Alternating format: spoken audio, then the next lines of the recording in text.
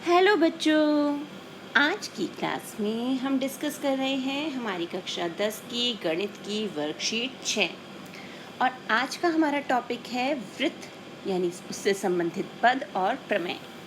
तो आज हम वृत्त और उससे संबंधित जो हमारी प्रमेय हम ऑलरेडी सीख चुके हैं उन्हें रिवाइज करेंगे। एक तल पर उन सभी बिंदुओं का समूह जो तल के एक स्थिर बिंदु से एक स्थिर दूरी पर स्थित हो एक वृत्त कहलाता है।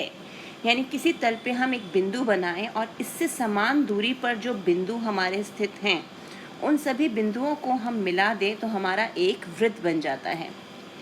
स्थिर बिंदु को वृत्त का केंद्र कहते हैं, यानी ये जो बिंदु है जो हमने मिड में रखा, जो सेंटर पे रखा, वो हमारा केंद्र हो गया। और स्थिर दूरी को वृत्त की त्रिज्या, यानी इस केंद्र से जो हमने ये बिंदु मिलाए हैं ये सारी जो हैं ये त्रिज्या होती हैं। केंद्र और वृत्त पर स्थित बिंदु को मिलाने वाले रेखाखंड, तो ये हमारा रेखाखंड जो है ये होती है हमारी त्रिज्या। अब ये तो केंद्र और वृत्त की त्रिज्या के बारे में हो गया। अब वृत्त के बाकी भागों के बारे में भी जान लेते हैं। वृत्त पर दो बिंदुओं के बीच के भाग को चाप कहते हैं। जैसे ये दो बिंदु हैं, यहाँ से यहाँ तक अगर हम वृत्त पर स्थित दो बिंदुओं को इस ढंग से मिलाएं तो ये हो जाता है चाप। जीवा वृत्त के एक बिंदु से दूसरे बिंदु को मिलाने वाले रेखाखंड वृत्त की जीवा कहलाता है। अब ये जो बिंदु हैं अगर हम इन्हें ऐसे रेखाखंड से मिला दें तो ये बन गया हमारा जीवा। जैसे यहाँ पर ए बी जो है ये वृत्त की एक जीवा है। केंद्र से गुजरने वाली जीवा व्यास कहलाती है और अगर ये जीवा हमारे केंद्र में से होकर गुजरे तो ये कहलाती है व्यास, और व्यास वृत्त की सबसे बड़ी जीवा होता है। त्रिज्यखंड चाप के दोनों सिरों को केंद्र से मिलाने वाली त्रिज्या और चाप के मध्य के क्षेत्र को त्रिज्यखंड कहते हैं। जैसे ये दो त्रिज्याएं हैं हमारी, ये त्रिज्या और ये जो चाप है, इनके बीच में ये जो क्षेत्र हमारा बंद हो रहा है, ये जो क्षेत्र है ये होता है त्रिज्यखंड। यानी त्रिज्या जो है उनके द्वारा काटा गया एक खंड, टुकड़ा। वृत्तखंड जीवा और चाप के मध्य क्षेत्र को वृत्तखंड कहते हैं। अब जैसे ये हमारी जीवा है और ये है चाप, तो इनके बीच ये जो क्षेत्र है ये है वृत्तखंड, यानी वृत्त का टुकड़ा जो जीवा और चाप के मध्य में है। अब देखते हैं प्रमेय। ये तो वृत्त से संबंधित मुख्य बिंदु थे। अब प्रमेय कौन कौन सी हमने सीखी हुई हैं। सबसे पहले है वृत्त की बराबर जीवाएं केंद्र पर बराबर कोण अंतरित करती हैं। यानी अगर हमारी जीवा ए बी और जीवा पी क्यू आपस में बराबर हैं तो इनके द्वारा केंद्र पर बनाए गए ये जो कोण हैं ये भी बराबर होंगे।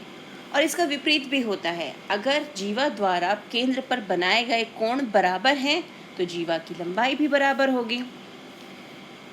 दूसरी प्रमेय है एक चाप द्वारा केंद्र पर अंतरित कोण वृत्त के शेष भाग के किसी बिंदु पर अंतरित कोण का दुगना होता है। जैसे ये जो है हमारी चाप, इसने पी पर भी एक कोण बनाया और एक कोण केंद्र ओ पर बनाया।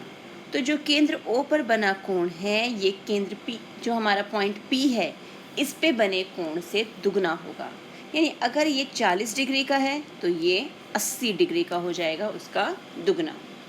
और साथ ही साथ हमने एक बात और भी सीखी थी कि अर्धवृत्त में बना कोण समकोण होता है, उसका माप 90 डिग्री होता है। नेक्स्ट, एक वृत्त के केंद्र से जीवा पर डाला गया लंब जीवा को समद्विभाजित करता है। यानी ये है हमारी जीवा ए बी, ये है केंद्र ओ। अब यहाँ से हम लंब खींचेंगे, ये बन गया ओ डी, तो हमें दो बराबर भाग मिलेंगे, ए डी बराबर बी डी। और इसका विलोम भी है कि एक वृत्त के केंद्र से एक जीवा को समद्विभाजित करने के लिए खींची गई रेखा जीवा पर लंब होती है, कि अगर हम इसे समद्विभाजित करेंगे और केंद्र से मिलाएंगे तो ये जो रेखा है ओडी वो लंब हो जाएगी। नेक्स्ट है, यदि किसी चतुर्भुज के सम्मुख कोणों के एक युग्म का योग 180 डिग्री हो तो चतुर्भुज चक्रीय होता है। तो अब ये जैसे हमारा वृत्त है, इसमें वृत्त पर स्थित ये चार बिंदु हैं ए बी सी डी, जिन्हें हमने मिलाया तो हमें चतुर्भुज की आकृति मिल गई। अगर इसमें किसी एक सम्मुख कोणों का युग्म जो है, जैसे ये कोण और ये कोण है, इनका जोड़ जो है 180 डिग्री है, तो ये चतुर्भुज चक्रीय कहलाता है। नेक्स्ट देखते हैं अब, एक वृत्त की या सर्वांग समवृत्तों की बराबर जीवाएं केंद्र से या केंद्रों से समान दूरी पर होती हैं। यानी एक ही वृत्त में या एक जैसे सर्वांग समवृत्त यानी एक ही जैसी त्रिज्या वाले वृत्तों में बराबर जीवाएं, यानी ये जीवा अगर इसके बराबर है तो इनकी दूरी भी केंद्र से बराबर होगी, यानी ये दूरी और ये दूरी जो है वो बराबर होगी। और इसका विलोम भी होता है कि एक वृत्त के केंद्र से समदूरस्थ जीवाएं लंबाई में समान होती है। यानी अगर दूरी बराबर है तो ये जीवाएं जो हैं, हमने जो जीवा ए बी और सी डी लिखा है, इनकी लंबाई भी बराबर हो जाएगी। एक ही वृत्तखंड के कोण बराबर होते हैं। जैसे ये है हमारा वृत्तखंड, अब ये जितने भी कोण बनाएगा वो बराबर होंगे। जैसे कोण ये बी बना, ऐसे ही कोण ए, तो ये कोण ये सब कोण जो हैं वो बराबर होंगे। अब देखते हैं आगे क्या है। आगे है हमारे प्रयास के लिए कुछ प्रश्न। तो क्या क्या प्रश्न है देखें। वृत्त की सबसे बड़ी जीवा क्या होता है? व्यास। अभी हमने देखा था ना, वृत्त की सबसे बड़ी जीवा उसका व्यास होता है। जीवा और चाप के मध्य क्षेत्र को, जीवा और चाप का क्षेत्र, अब इसे हम ड्रॉ करके देख लेते हैं। ये हमारा वृत्त हो गया, इसमें ये रही जीवा और ये रहा चाप, तो हम इसे नाम दे देते हैं। इसके बीच के इस क्षेत्र को हम क्या कहते हैं? वृत्तखंड। तो ये हो गया वृत्तखंड। त्रिज्यखंड चाप के दोनों सिरों को केंद्र से मिलाने वाली त्रिज्याओं, और जैसे ये हमारा केंद्र है, ये और ये त्रिज्याएं हो गई, और साथ में हमारे साथ कौन है यहाँ पे? चाप। त्रिज्यखंड त्रिज्याओं और चाप के मध्य का क्षेत्र है। दी गई आकृति में BOC एक वृत्त का व्यास है और AB बराबर AC है, यानी ये BOC व्यास हो गया, AB और AC बराबर है। तो कोण ABC, यानी ये जो कोण है ये किसके बराबर होगा?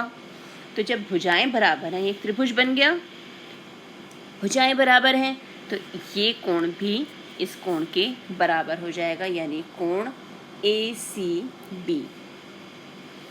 नेक्स्ट, यदि सर्वांग समवृत्त की जीवाएं AB और CD केंद्र पर बराबर कोण अंतरित करती हैं, यानी ये रहा AB, ये रहा CD, ये दोनों के दोनों बराबर कोण बना रहे हैं यहाँ वृत्त पर, ये कोण हमारे बराबर हैं, तो क्या होगा? हमारी जो जीवाएं हैं वो भी बराबर हो जाएगी, यानी AB जो है वो CD के बराबर हो जाएगा। तो ऑप्शन ए जो है वो करेक्ट आंसर हो गया। छठा है, AB और CD केंद्र O वाले वृत्त की दो बराबर जीवाएं हैं जिसमें AOB 80 डिग्री है, तो COD क्या होगा? अब ये जीवाएं अगर बराबर है तो फिर क्या होगा? केंद्र पर बराबर कोण अंतरित करेंगी।